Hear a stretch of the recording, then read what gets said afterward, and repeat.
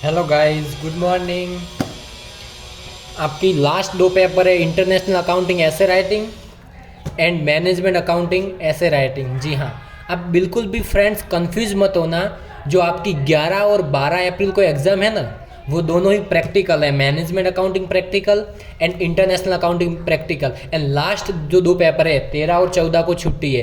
15 और 16 अप्रैल को जो लास्ट दो एग्जाम है ना, वो दोनों ही लास्ट एग्जाम ऐसे राइटिंग है, जिसमें फॉर्मेट ये होती है कि 35 की ओर में 35 मार्क्स के दो सम पूछे जाते हैं। बस 70 आउट ऑफ 70 हो गया।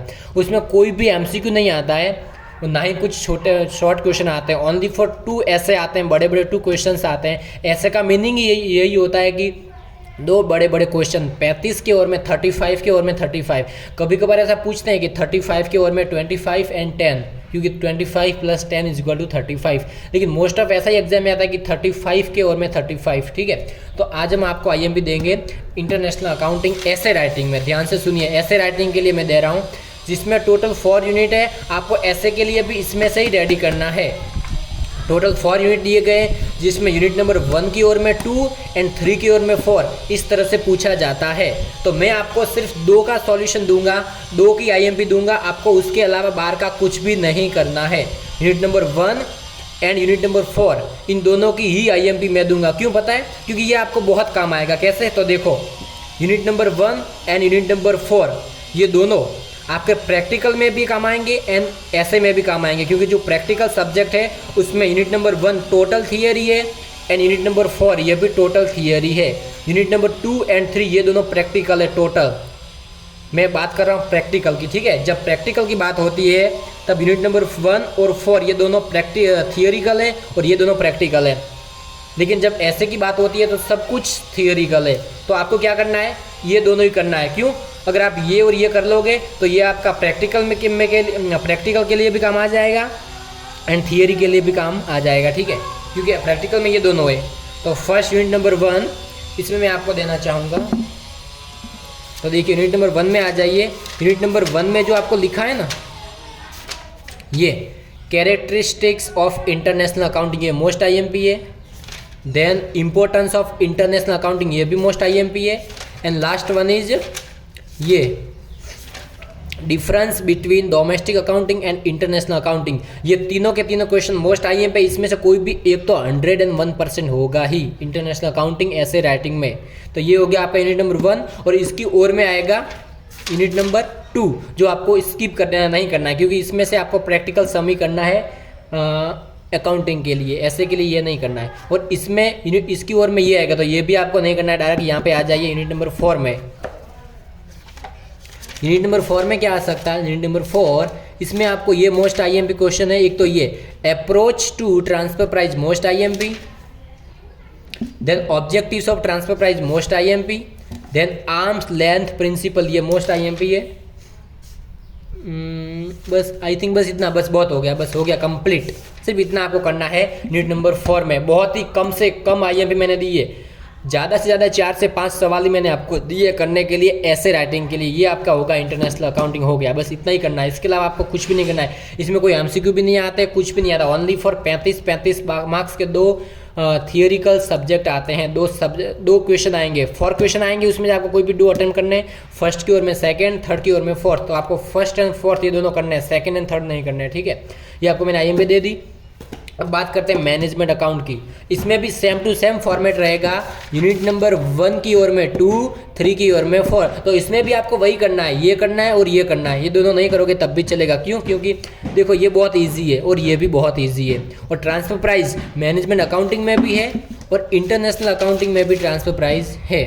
ठीक है, तो बहुत ही अच्छा रहेगा। आपको एक करोगे तो सब कुछ हो जाएगा। तो फर्स्ट आ जाइए कैपिटल बजटिंग में। तो कैपिटल बजटिंग में क्या थियरी आती है पता है? कि what is capital budgeting, meaning of capital budgeting, then types of capital budgeting, जिसमें आपको पूछा जाएगा what is net present value, what is present value of investment, what is profitability index, rate of return. इस type का आपको पूछा जाएगा। तो आपको कुछ नहीं करना है। यूनिट नंबर 1 में ऐसे राइटिंग के लिए आपको meaning of capital budgeting learn करके जाना है, नेट प्रेजेंट वैल्यू आपको लर्न करके जाना है, फिर प्रॉफिटेबिलिटी इंडेक्स। ये सब कुछ आपका ऑलरेडी हो चुका है सम में। ठीक है, सम में ये सब कुछ आपने किया हुआ है, आपको ये सब कुछ आता है। तो आपको सिर्फ इतना ही करना है, मीनिंग देख लेनी है, फिर आपको ये सब देख लेना है कि what is present value method, net present value method, profitability index and internal rate of return. ये इतना करके जाओगे तो आपका यूनिट नंबर 1 पूरा कंप्लीट हो जाएगा। ठीक है, अब डायरेक्ट आ जाइए यूनिट नंबर 4 पर। यूनिट नंबर 4 में क्या आता है देखो, यूनिट नंबर 4 है ना, इसमें भी मैं आपको कम से कम IMP दूंगा। मीनिंग ऑफ ट्रांसफर प्राइस कर लेना है, meaning of transfer pricing. Then ये आपको करना है मोस्ट IMP, ट्रांसफर प्राइसिंग के मेथड्स क्या है, ये मेथड्स ऑफ ट्रांसफर प्राइसिंग, जिसमें आ गया टोटल कॉस्ट वगैरह, मार्जिनल वेरिएबल, ये सब कुछ। ठीक है, बस हो गया, इतना एक ही करना है, ये कर लेना। Objectives, benefits of transfer price, बस हो गया। इसमें आपको यही करना है, ट्रांसफर प्राइस में meaning, benefits and methods of transfer price complete. तो ये आपके दोनों पेपर हो गए, management accounting and international accounting, दोनों के ऐसे राइटिंग के ये दोनों ही अच्छे से हो गए। इतना ही आपको करना है, इसके बाहर का, इसके अलावा आपको कुछ भी नहीं करना है ऐसे राइटिंग के लिए। आप सबको कंफ्यूजन था कि क्या करें ऐसे राइटिंग में, क्या पूछते हैं क्या नहीं पूछते, तो कुछ नहीं पूछते, सिंपल पूछते हैं। इंटरनेशनल अकाउंटिंग में यूनिट नंबर 1 की ओर में 2, 3 की ओर में 4, तो आपको 1 और 4 ये दो करने हैं, 2 एंड 3 नहीं करना है, क्योंकि 2 एंड 3 प्रैक्टिकल के लिए है, जो आपका ऑलरेडी निकल जाएगा प्रैक्टिकल में, और इसमें आपको ये दोनों ही करने हैं, 1 एंड 4। जिसमें 1 के लिए क्या करना है, कैरेक्टरिस्टिक्स हो गए, इंपॉर्टेंस हो गए, डिफरेंस हो गया। एंड 4 के लिए क्या करना है, ट्रांसफर प्राइस के अप्रोच, उसके आर्म लेंथ प्रिंसिपल, बस हो गया। एंड मैनेजमेंट अकाउंट में क्या करना है, यूनिट नंबर 1 में meaning of capital budgeting, net present value of investment, rate of return, profitability index, बस हो गया। एंड यूनिट नंबर 4 में क्या करना है, ट्रांसफर प्राइस में method of transfer price and meaning of transfer price and importance of transfer price, यही करना है। इसके अलावा आपको कुछ भी नहीं करना है। इतना करके जाओगे तो आई प्रॉमिस कि 101% दोनों ही ऐसे राइटिंग में आपको 70 आउट ऑफ 50 प्लस तो मिल ही जाएंगे। ठीक है, तो ये आपको IMP मैंने दे दिए, याद रखिए, आप अच्छे से ये कर लीजिएगा। मैंने आपको 4 से 5 दिन पहले ये IMP मैंने आपको दे दिए। ठीक है, और आज मैं आपको ये वीडियो भी अपलोड कर रहा हूँ, तो मैंने आपको 5 दिन पहले ये IMP दे दिया। आप अच्छे से इसको रिकवर कर लीजिएगा ऐसे राइटिंग के लिए, बहुत ही कम से कम मैंने आपको दिया है। और जो मैंने और में निकाला है वो आप भी बिल्कुल मत कीजिएगा। ठीक है, जो मैंने और में निकाला है कि आपको ये नहीं करना ये नहीं करना है, वो आप बिल्कुल मत कीजिएगा। Unit number 2 and unit number 3 को बिल्कुल भी टच मत कीजिएगा, क्योंकि ऐसे वो भी ईजी है, कोई दिक्कत नहीं है, लेकिन फिर आपको डबल मेहनत हो जाएगी। ठीक है, इसलिए आपको कुछ नहीं करना है। ये इतना करोगे ना तो ये आपको 2 जगह काम आएगा, एक तो प्रैक्टिकल में भी काम आएगा, एक ऐसे में भी काम आएगा।